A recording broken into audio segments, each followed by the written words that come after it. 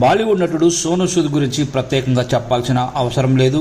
టాలీవుడ్లో ఎన్నో సినిమాలలో తన విలనిజంతో ప్రేక్షకులను మెప్పించాడు. అరుంధతి సినిమాలో పశుపతిగా నటించి తెలుగు ప్రేక్షకుల గుండెల్లో ప్రత్యేక స్థానం అయితే సంపాదించుకున్నాడు.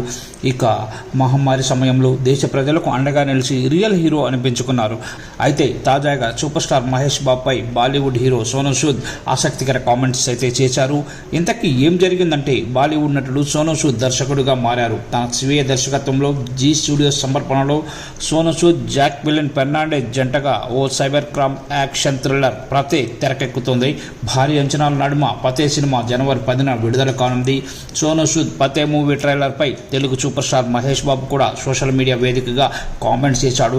యాక్షన్ ఫ్యాక్ట్గా సిద్ధమైన ఈ ట్రైలర్ చూడడానికి ఎంతో అద్భుతంగా ఉంది. My dear friend, all the best.